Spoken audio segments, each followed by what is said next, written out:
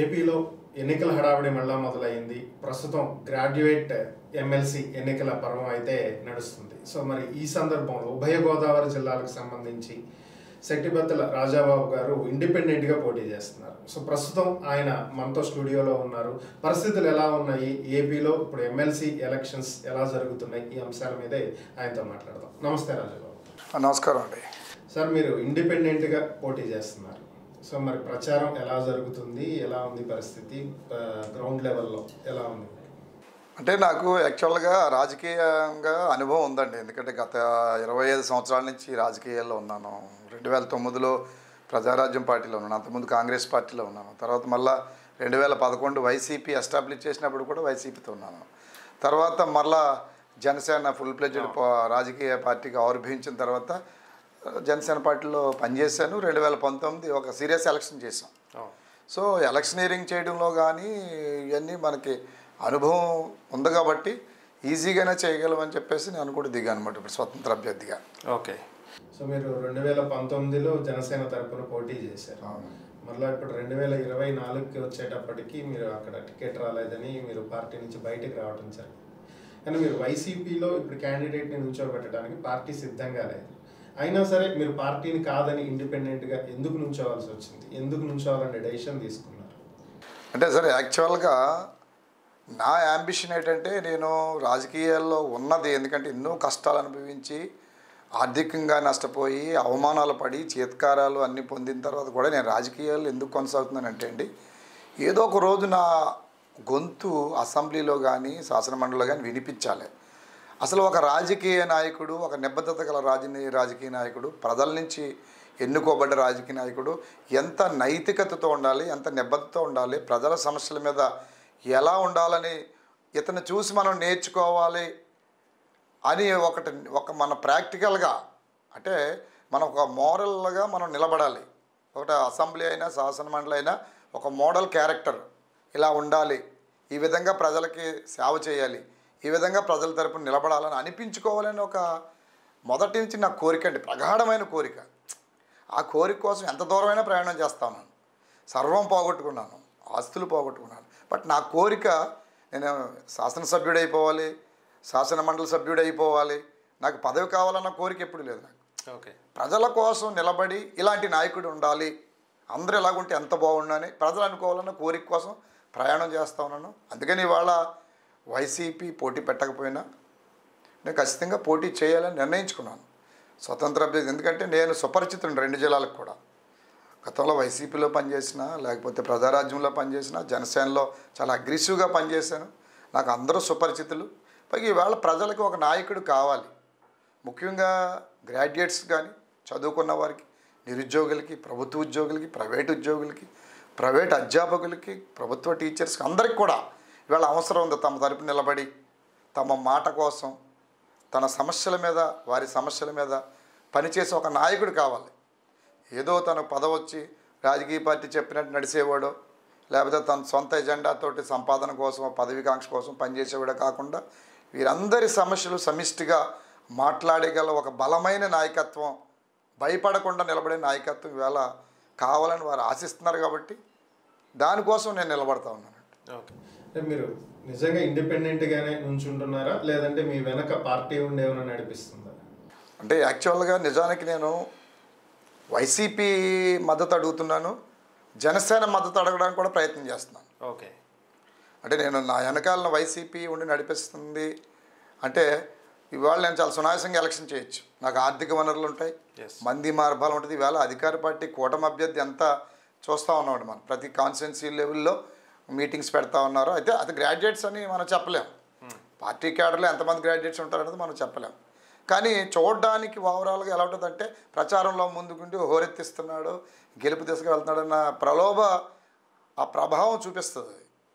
But నిజంగా నాకు YCP వెనకాల ఉంటే నేను కూడా అంతే సునాయాసంగా ఇవాళ ఎలక్షన్ చేద్దాను. ఆర్థికంగా నాకు నేనే ఇబ్బంది పడుతూ సమకూర్చుకుంటూ, వనరులు సమకూర్చుకుంటూ, నా మిత్రుల్ని, నాకున్న పాత రాజకీయ సంబంధంలో ఉన్నటువంటి రాజకీయ మిత్రులను అందరినీ నేను వివిధ సంఘాలని, ప్రజా సంఘాలని నేను పోగు చేసుకుని వారితో నేను తిరగాల్సినటువంటి అవసరం ఏముంటుందండి నాకు. నిజంగా వైసీపీ సపోర్ట్ ఉంటే చాలా ఈజీ అయిపోద్ది నాకు ఎలక్షన్. నాకున్నటువంటి పేరుకి నాకు ఉన్నటువంటి, ఎందుకంటే రాజబాబు అనేవాడు ఒక బ్రాండ్, ఖచ్చితంగా పోరాడతాడు, ప్రజా సంస్థలు నిలబడతాడు అనేది ఒకటి ఉంది. నిజంగా వైసీపీ సపోర్ట్ చేస్తే అధికార పార్టీ అభ్యర్థి కంటే చాలా సునాయాసం గెలుస్తాను నేను. బట్ ఈవేళ అది లేదు కాబట్టే నేను ఒంటరిగా పోరాటం చేస్తున్నాను. బట్ ఒంటరి పోరాటం సమిష్టి జనం కోసం చేస్తానంటాను పోరాటం. ఎలక్షన్ అంటేనే ఖర్చుతో కూడుకున్నటువంటి పని. ఎవరు అవునన్నా ఎవరు కాదన్నా ఎలక్షన్ కమిషన్ ఎన్ని రూల్స్ పెట్టినా ఓవరాల్గా డబ్బులు అయితే ఏరులై పారుతూ ఉంటుంది. మరి మీరెంత ఖర్చు పెడుతున్నారు ఈ ఎలక్షన్కి? ప్రధానంగా అదే సార్. ఇప్పుడు వేళ ఏంటంటే సమస్య వచ్చింది, ఈ అధికార పార్టీ కోట్ల రూపాయలు కుమ్మరిస్తూ ఉంది. ఒక గ్రాడ్యుయేట్ ఎమ్మెల్సీ, పట్టభద్రుల ఎమ్మెల్సీకి ఎందుకు అన్ని కోట్ల రూపాయలు విరజిమ్మాల్సి వస్తుంది? ఒక దారి నుంచి మరి నిజమో కాదో తెలియదు కానీ ల్యాప్టాప్లు ఇస్తున్నారు, ల్యాప్టాప్లు ఇస్తామని చెప్పి కొంతమందికి అని చెప్తున్నారట. ఓకే. అదేవిధంగా ఐఫోన్స్ ఇస్తున్నారట. కొంతమంది ముఖ్యమైన కార్యకర్తలను సెలెక్ట్ చేసి ఒక కోర్ టీం లాగా ఒక 200-300 మందికి ఐఫోన్స్ ఇస్తున్నారట. ఒక ఇంచుమించు ఒక 2-3 వేల మందికి ల్యాప్టాప్స్ ఇస్తూ ఉన్నారట.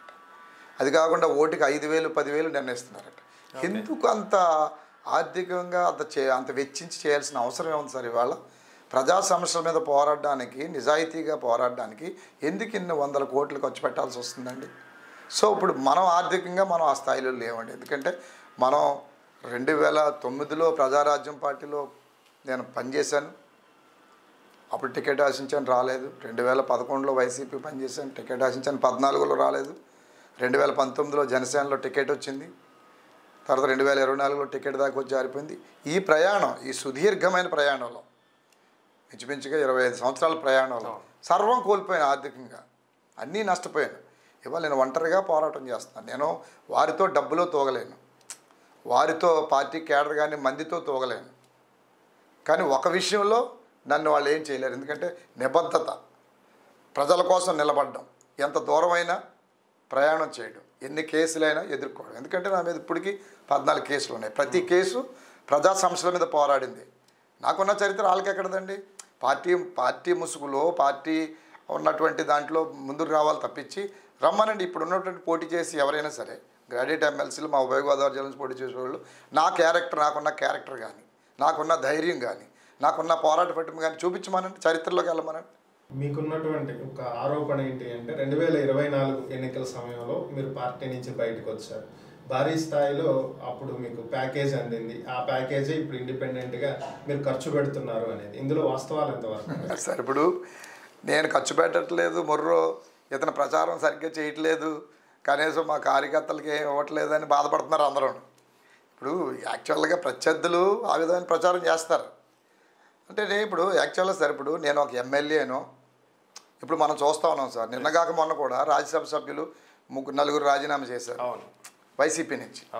వాళ్ళు రాజ్యసభ చాలా సింగిల్ ఎంపీ ఖర్చు లేకుండా రాజ్యసభ సభ్యులు అయ్యారు, వాళ్ళు రిజైన్ చేశారు.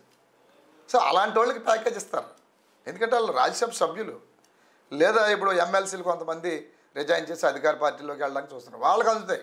ఇప్పుడు ఆ రోజుకి నేను ఎవడో రాజబాబు అనేవాడు ఎమ్మెల్యే కాదు, ఒక ఎమ్మెల్సీ కాదు, ఒక ఎంపీ కాదు, ఎవరిస్తారు డబ్బులు? అంత సరదాగా రాజకీయాలు చేసే వాళ్ళు ఎవరుంటారు? వాళ్ళు ఇస్తే ఒకవేళ నేను తీసుకుందో లేదన్నది పక్కన పెట్టండి, అసలు ఇచ్చేవాడు ఎవడు? ఇప్పుడు ఇవాళ సంతలో పశువులాగా రాజకీయ నాయకులు అమ్ముడైపోతున్నారు కాబట్టి ప్రజలు అపోహపడడం అది న్యాయవాది. ఎందుకంటే పడతారు అపోహ, అందే ఉంటుందని. కానీ ఇచ్చేవాడు లేడు, తీసుకునేవాడు లేడు. మనం ఎమ్మెల్యే కాదు, ఎంపీ కాదు. అలాగని ఎవడో డబ్బులు ఇస్తే కక్కుతూ పడేవాడి దగ్గర డబ్బులు తీసుకుని నిలబడాల్సిన అగత్యం కూడా నాకు లేదు.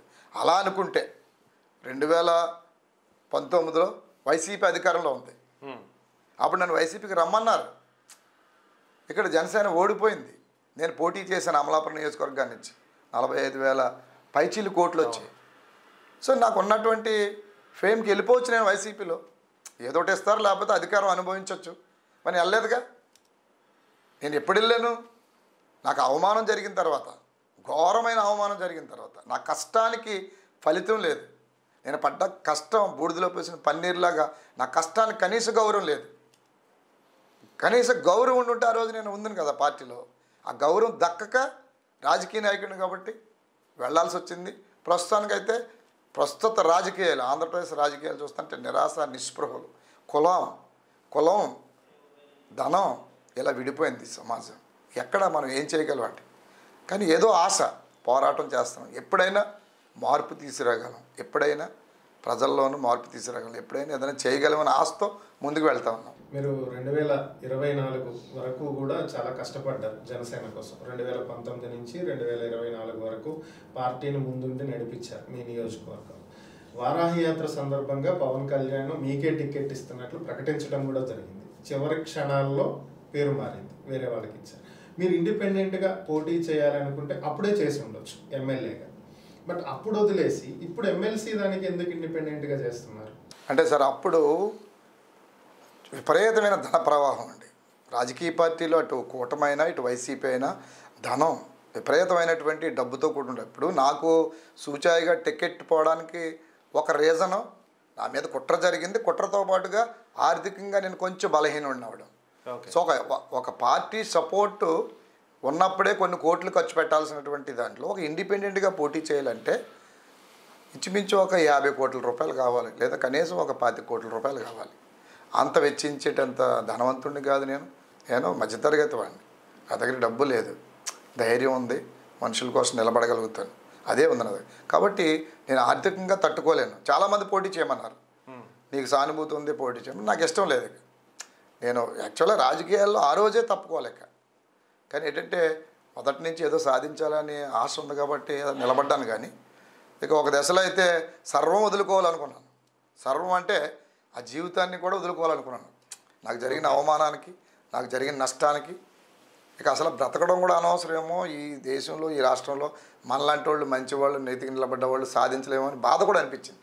కానీ మళ్ళా రాజకీయ నాయకుడిగా సహజంగా ధైర్యం తెచ్చుకోవాలి. ప్రజలకు ముందుండి నడిపించాల్సినటువంటి నాయకత్వమే ధైర్యం కోల్పోతే అని చెప్పేసి కోల్పోకూడదని నిలబడ్డాను.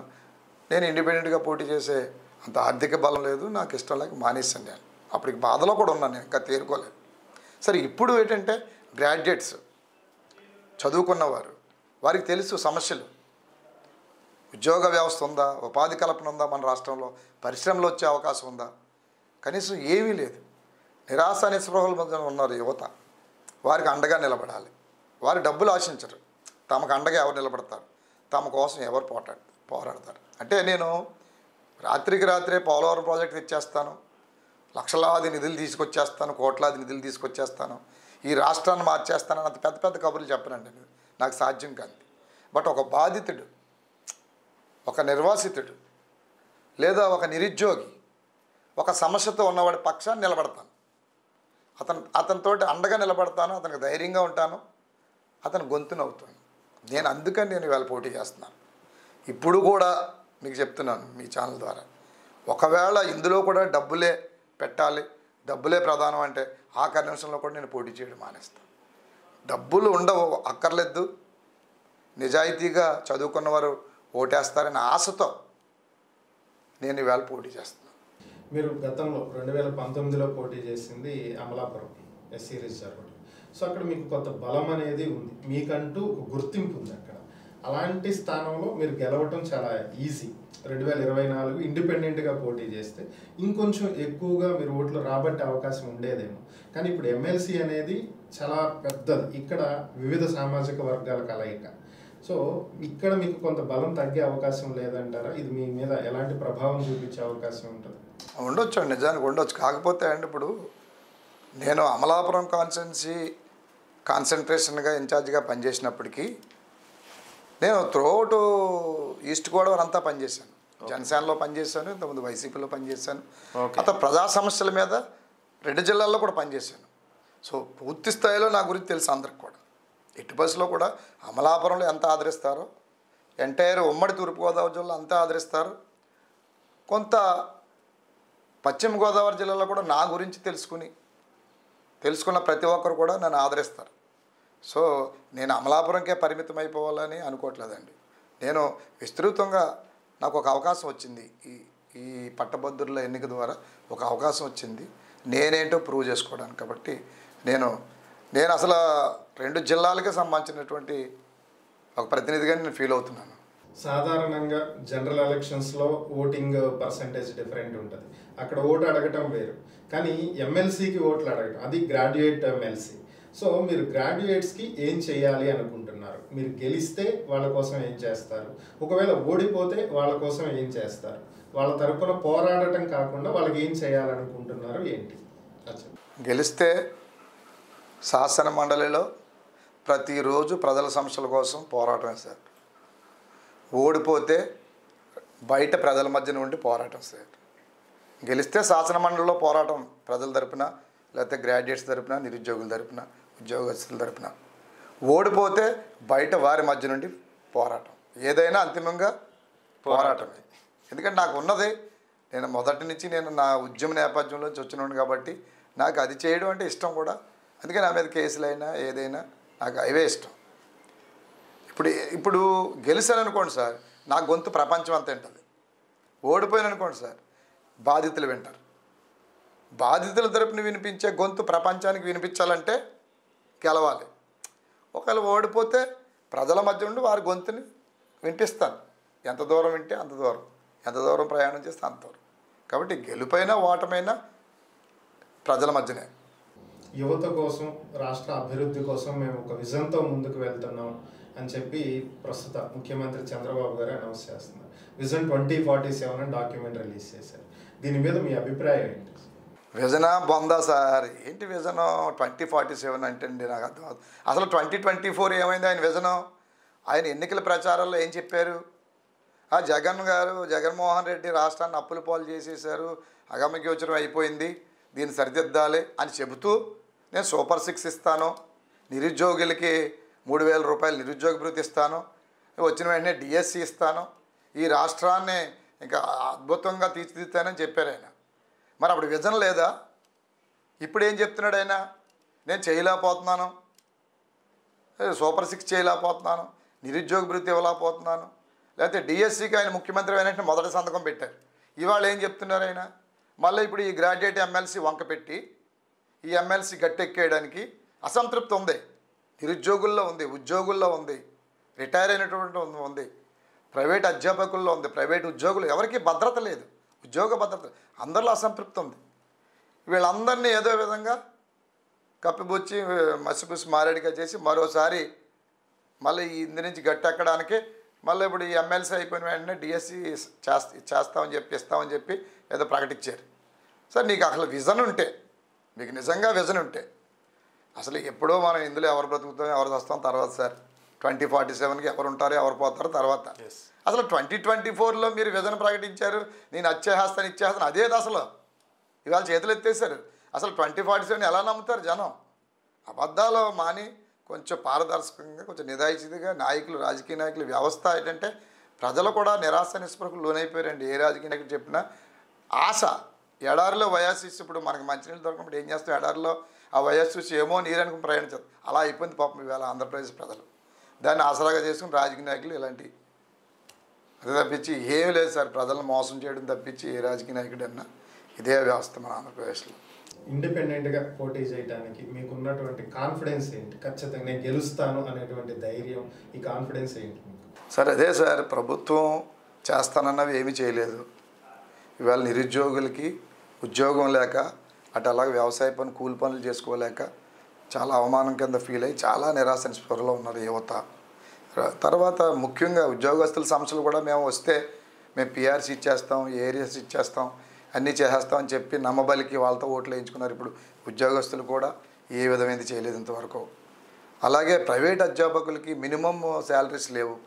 విద్యా సంస్థలు కానీ లేదా ఏది ప్రైవేట్ అధ్యాపకుల పరిస్థితి చాలా దుర్భరంగా ఉంది. వాళ్ళు పొద్దున్నే సాయంత్రం దాకా కష్టపడి పాఠాలు చెప్పినా కనీసం వాళ్ళకి 10,000 15,000 కూడా, ఒక 20,000 కూడా ఇవ్వలేనటువంటి పరిస్థితుల్లో మన రాష్ట్రంలో విద్యా సంస్థలు ఉన్నాయి. సరైన వైద్యం లేదు. ఇవన్నీ ప్రజలు ప్రతి ఒక్కరూ కూడా సమస్యల్లో ఉన్నారు సార్. వాళ్ళ సమస్యలు మనం పరిష్కరించేస్తాం అనట్లేదు, కానీ వాళ్ళ సమస్యల్ని పైన పోరాడతాం. ఆ పోరాటం ద్వారా ఖచ్చితంగా పోరాడితే పోయేది ఏమిటి, బానిసంఖ్యలు తప్పించాను అన్నట్టు ఖచ్చితంగా ఫలితం సాధించవచ్చు అని ఆశ. నేను ఆ ఎజెండాతో నాకు ఓట్లు వేస్తారు, ఆ ఎజెండాతోటే ఇతను మనం నిలబడతాడు, మన మనిషిగా అతను నిలబడతాడు అనే నమ్మకం వారిలో ఉండి వారు నన్ను గెలిపిస్తారనే ఉద్దేశంతో నేను ముందుకు వెళ్తాను. సార్ చివరిగా ఒక ప్రశ్న, మీరు అటు వైసీపీ మద్దతు, ఇటు జనసేన మద్దతు, ఇలా అన్ని పార్టీలని కలుపుకుని వెళ్ళాలని ప్రయత్నిస్తున్నారు అన్నారు. సో మీరు ఆల్రెడీ జనసేన నుంచే వచ్చున్నారు వైసీపీలో. మీకు జనసేన అభిమానులు కానీ పవన్ కళ్యాణ్ అభిమానులు కానీ ఓట్లు వేసే అవకాశం ఉందా? వాళ్ళు కూటమి వైపే ఎందుకు ఉండరు? సరే, ఇప్పుడు యాక్చువల్గా పవన్ కళ్యాణ్ గారు ఏం చెప్తే అది పాటిస్తారు, ఆయన శాసిస్తారు, జన సైనికులు పాటిస్తారు. కాకపోతే వాళ్ళు కూడా పాపం చాలా నలిగిపోతున్నారు. పవన్ కళ్యాణ్ గారు మంచితనం వల్ల కూటమి ప్రభుత్వంలో అక్కడక్కడ కొంత ఆయనకు అవమానం జరుగుతూ ఉంది. మన డిప్యూటీ సీఎం ఇష్యూలో లోకేష్ గారిని డిప్యూటీ సీఎం చేయాలన్నప్పుడు కొంచెం పవన్ కళ్యాణ్ గారిని డిమోరలైజ్ చేయడానికి ఒక ప్రయత్నం జరిగింది. ఓకే, అప్పుడు జన సైనికులు కూడా గమనించారు. ఇవాళ గ్రౌండ్ లెవెల్లో సార్, క్షేత్రస్థాయిలో, ముఖ్యంగా నియోజకవర్గ స్థాయి క్షేత్రస్థాయిలో ఏ జన సైనికుడికి కూడా సాటిస్ఫాక్షన్ లేదు. చాలా అవమానంతో వాళ్ళు పాపం నలిగిపోతూ ఉన్నారు. తెలుగుదేశం కార్యకర్తల పెత్తనం, జనసేన నాయకులు అందరూ కూడా అప్పుడు జెండా ఎత్తుకుని భుజాలను మోసి ఈవేళ కూటమి ప్రభుత్వం అధికారంలోకి రావడానికి సహకరించినట్టు ప్రతి జన సైనికుడు కూడా ఇవాళ చాలా బాధతో కుమిలిపోతూ ఉన్నారు. కానీ ఎంత కుమిలిపోయినా పవన్ కళ్యాణ్ గారు శాసిస్తే వారు పాటిస్తారు. కాకపోతే మన జరిగినటువంటి ఎపిసోడు, డిప్యూటీ సీఎం ఎపిసోడు, అదేవిధంగా పవన్ కళ్యాణ్ గారిని ఆయన పరిపాలన చేసుకుంటే ఈ గ్రామంలో కొంచెం డిమోరలైజ్ చేయడానికి కొంత తెలుగుదేశం ప్రయత్నించి ఇవన్నీ కూడా జన సైనికులు గమనిస్తూ ఉన్నారు. సో నేను కూడా జనసేన పార్టీకి సంబంధించినటువంటి నేను బయటకు వచ్చాను, కానీ నాకు బాధ కలిగి నాకు అవమానం జరిగిందని బయటకు వచ్చాను, కానీ నేను వాళ్ళని ఏం అనలేదు. సరే చేసి సమీకరణలు జరిగాయి, ఇవ్వలేదనేసి నా ప్రయాణం నేను చేశాను. ఓకే, ఇప్పుడు కూడా నేను ఎందుకు ఆశిస్తున్నానంటే, నిజంగా పవన్ కళ్యాణ్ గారు నిజాయితీగా ప్రయాణం చేస్తారు, పరిపాలన బాగా చేస్తారన్నప్పుడు ఖచ్చితంగా నేను కూడా ప్రజల కోసం నిలబడతాను. నాకు అవకాశం ఇవ్వమని జన సైనికులను కూడా కోరుతా ఉన్నాను. ఎందుకంటే నేను మొన్నటి వరకు కలిసి పనిచేసిన వాళ్ళందరికీ పాత మిత్రుడినే. ఇప్పుడు కూడా వాళ్ళ ఐడియాలజీ పట్ల, వాళ్ళ అంకితం భావం పట్ల నాకు బాగా ఎరిగినోడు. నేను ఈ ఉభయ గోదావరి జిల్లాలో ముఖ్యంగా ప్రతి జన సైనికుడు ఎంత కష్టపడతాడో తెలుసు నాకు. వాళ్ళు ఏం ఆశించరు, పాపం ఏం ఆశించరు. పవన్ కళ్యాణ్ గారి కోసం ఏది ఈ రాష్ట్రంలో కొంచెం మార్పు రావాలని ప్రతి జన సైనికుడు కష్టపడతాడు. నేను బయటకు వచ్చేసిన వాళ్ళ పట్ల అలా అపారమైన గౌరవం ఉంది. నేను మీ ఛానల్ ద్వారా కూడా జన సైనికులకు విజ్ఞప్తి చేస్తా ఉన్నాను. మీరు పవన్ కళ్యాణ్ గారి కోసం పనిచేస్తూ ఉన్నారు, పవన్ కళ్యాణ్ గారు నిజాయితీగా ఉంటారు, నిబద్ధతగా ఉంటారని మీరు ఆశిస్తున్నారు, నమ్ముతున్నారు, కూడా పనిచేస్తున్నారు. నేను మీకు మాటిస్తున్నాను, ఈ రాష్ట్రంలో నేను కూడా ఒక ప్రయత్నం చేస్తాను మార్పు తీసుకురావడానికి, ప్రజల పక్షం నిలబడడానికి. మీరు సహకరించండి అని చెప్పి జన సైనికులను కూడా కోరుతున్నాను మీ ద్వారా. ఓకే, థ్యాంక్ యూ రాజాబాబు గారు. మీ విలువైన సమయం మాకు కేటాయించినందుకు ధన్యవాదాలు. All the best for your election. Thank you sir, thank you.